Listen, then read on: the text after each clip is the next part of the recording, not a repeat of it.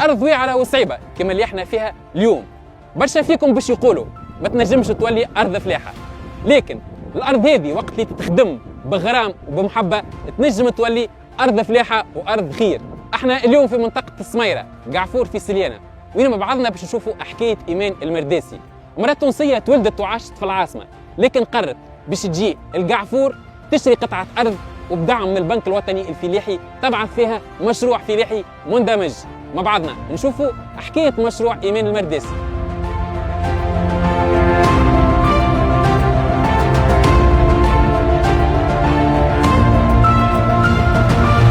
أنا إيمان المرداسي، تولدت وعشت في تونس تحديدا ولاية أريانا. مغرامي وقبل بالفلاحة، نحب الفلاحة وحلمي أني نعمل حاجة في الفلاحة. بحكم أنا أصيلة ولاية سليانة، خذيت أرض في قعفور وخدمتها بحكم أنها التضاريس متاعها صعيبة. رغم ذاك قبلت التحدي وعملت فيها المشروع متاعي.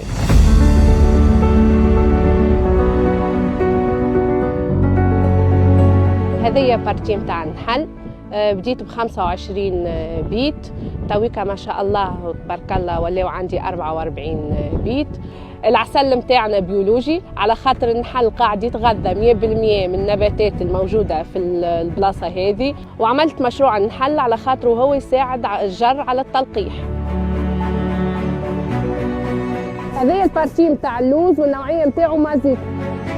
هذه البارتي متاع الزيتون، عندي 1600 شجرة ما بين زيتون كورونايكي والشملالي، وعمارهم ما بين ال4 سنين و6 شهور.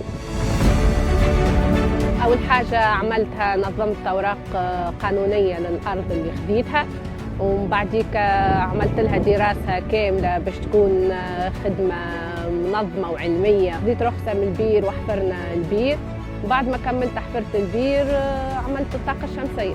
ما فماش حاجة جات بالساهل، كل شيء تعبت عليه، كل حاجة خدمتها وعملتها.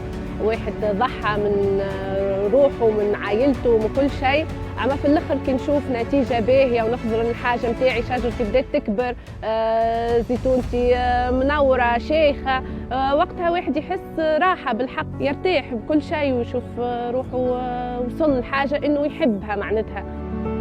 البنك الوطني الفلاحي ملي قدمت له الاوراق نتاعي امن بالفكره نتاعي وساندني باش حققت الحلم نتاعي.